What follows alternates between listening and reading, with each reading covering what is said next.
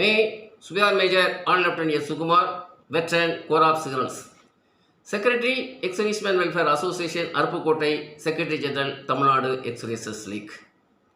Final settlement of purse disease pensioner account मतलब PCDA purse से pension लेने वाला पेंशनर्स मृत्यु हो गया तो उनका डेथ रिपोर्ट पीसीडीए पर्स में सबमिट करने के बाद भी उनका अकाउंट में पीसीडीए पेंशन क्रेडिट जाते रहते हैं।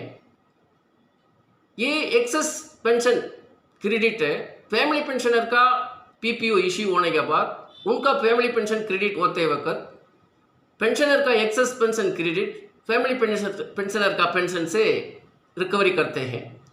ऐसा रिकवरी करने के बावजूद भी कंसर्न्ड बैंक पेंशनर का बैंक अकाउंट में वो मृत्यु होने के बाद भी उनका अकाउंट में पेंशन क्रेडिट होने के कारण से उनका अकाउंट को सेटल करने के लिए पीसीडीए पर से कुछ लेटर होने से में उसको सेटल कर सकता है। ऐसा कहने के कारण से पेंशनर्स फैमिली पेंशनर और उनका लीगल केस साथ ही साथ तमिलनाडु एक्स-सर्विसेज लीग से पीसीडीए पर्स को ग्रीवेंस भेजा था। इसी कारण से PCDA purse deceased pensioner bank account को कैसा सेटल करना है बोलकर कि कुछ सर्कुलर 228 इश्यू किया है। उसी सर्कुलर में उन्होंने ये फाइनल सेटलमेंट ऑफ अकाउंट कैसा सेटल कर सकता है बोलकर कि कुछ मेथड उन्होंने बताया है। उसी को हम इस वीडियो में देखते हैं। PCDA circular number 228 about final settlement of purse deceased pensioner bank account. Tamil Nadu x-services league purse pensioner का कुछ भी प्रॉब्लम है तो हम तमिलनाडु एक्स-सर्विसेज लीग से ग्रीवेंस पीसीडीए पर्स को भेजते जाते हैं, अभी भी भेजते आ रहे हैं। उसमें एक था problem in settlement of disease pension bank account. इसमें क्लियरली हमने भेजा था इन क्या प्रॉब्लम है, ये कोई पढ़ कर देख सकता हो तो पढ़ सकता है इसी ग्रीवेंस क्या चीज़ है बोल कर की। अभी हमने देखना है पीसीडीए सर्कुलर 228 में ये फाइनल सेटलमेंट ऑफ अकाउंट के बारे में क्या चीज़ उन्होंने बताया। इसमें है इम्पॉर्टेंटली पीसीडीए ने बताया उसी अकाउंट को सेटलमेंट करने के लिए दो भाग से उन्होंने किया है। First prior to death, next after death.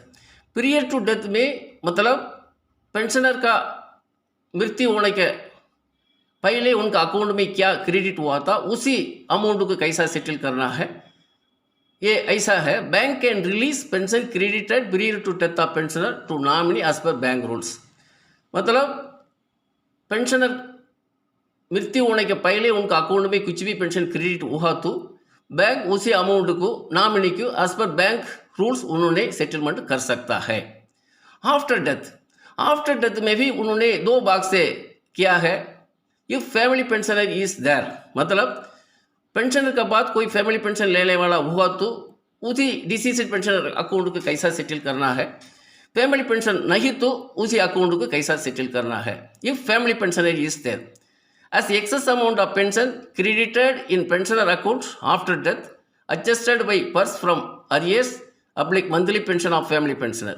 So bank can release excess credits pension after death of pensioner to family pensioner on verifying the family pensioner Karjandam BPO and pension slip without making any reference to PCDA. ये family pensioner हुआ तो family pensioner को PPO issue होने के बाद उनका pension credit होता है। उसी फैमिली पेंशनर का पेंशन से पेंशनर का कितना एक्सेस पेंशन पेड हुआ था वो रिकवर करते हैं। साथ ही साथ ये फैमिली पेंशनर उसी उनका कर्जांडा बीपीओ पेंशन स्लिप को दिखा करके ये एक्सेस अमाउंट पेड हुआ है उसका डिटेल दिखा करके ये पेंशनर का अकाउंट को सेटलमेंट कर सकता है बोल करके ये दिया हुआ है। नेक्स्ट नो फैमिली पेंशनर्स, उसी में कैसा सेटलमेंट करना है। Bank cannot release amount of pension credited in deceased pensioner account during month of death or thereafter to nominee. In this case, PCDA will issue letter to bank for refund of excess amount of pension credited post date of death of pensioner to RBI account. मतलब कोई family pensioner eligible नहीं है, इसका मतलब उसी pensioner का account को कैसा सेटल करना है। मतलब कुछ भी अमाउंट वो पेंशनर एक्सपायर होने के बाद क्रेडिट हुआ है वो पेंशन, बैंक उसी अमाउंट को किसी भी नॉमिनी को उन्होंने रिलीज नहीं कर सकता है। उसके लिए पीसीडीए कितने भी अमाउंट एक्सेस पेड हुआ है ये पेंशनर मृत्यु होने के बाद, पीसीडीए एक लेटर डिटेल का साथ अमाउंट एक्सेस अमाउंट पेड का संबंधित उनका बैंक में भेजेगा। उसका बाद वो बैंक एक्शन लेना है। वो मतलब bank to refund set amount to RBI account within 3 months from date of issue of instruction by PCDA. PCDA से लेटर मिलने के बाद बैंक कितना अमाउंट एक्सेस पेड हुआ है वो डिटेल मिलने के बाद संबंधित बैंक उसी अमाउंट को आरबीआई अकाउंट में रिफंड करना है, वो भी लेटर मिलने के विद इन 3 months के अंदर। ये था complete final settlement of first decision pension account का इंस्ट्रक्शन पीसीडी ने दिया हुआ है। उसके 2 भाग से बांटा था, पहले prior to death, after death. After death में भी 2 भाग, if family pensioner is, no family pensioner is that.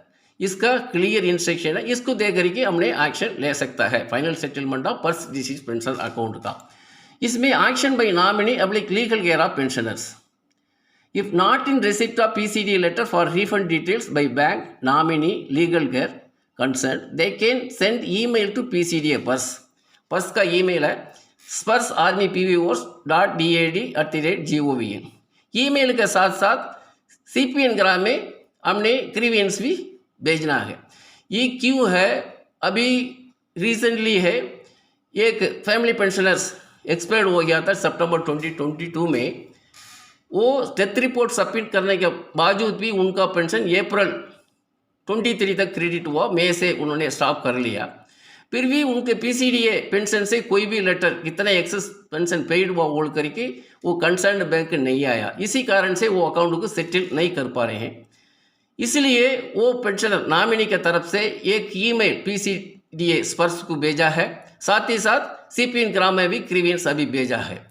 वो कितना अमाउंट एक्सेस पेड हुआ है इसको डिटेल्स बैंक में देने के लिए। उसमें इंपॉर्टेंट चीज़ क्या है, वो पेंशन फैमिली पेंशन का ORP2 अरियर्स भी क्रिएट किया है। वो अप्लीकेबिलिटी था 1 जुलाई 2019 से है, इसलिए कुछ अमाउंट उसका रिफंड करना पड़ेगा, क्योंकि उनका एक्सपायर्ड होने के बाद कितने भी अमाउंट ORP अरियर्स होगा उसको रिफंड करना पड़ेगा। उसको पहले वाला नॉमिनी को जा सकता है।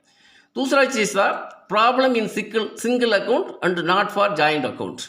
ये पेंशनर अकाउंट का सेटलमेंट करने का फैमिली पेंशन होगा तो सिंगल अकाउंट होगा तो एक प्रॉब्लम है, जॉइंट अकाउंट होगा तो कोई प्रॉब्लम नहीं है, क्योंकि फैमिली पेंशनर जॉइंट अकाउंट में पेंशन लेने से में वो सेटलमेंट का कोई प्रॉब्लम नहीं होता। ऑटोमेटिक कितने भी पेंशन एक्सेस पेड हुआ एडजस्ट हो जाता है फैमिली पेंशन का पेंशन से। लेकिन सिंगल अकाउंट होगा तो प्रॉब्लम है। लेकिन फॉर एग्जाम्पल है, एक सुबेदार साहब एक्सपायर्ड हो गया, उनका अकाउंट था एक बैंक में, वो भी दूसरा जगह पर, उनका फैमिली पेंशनर का अकाउंट था दूसरा जगह पर।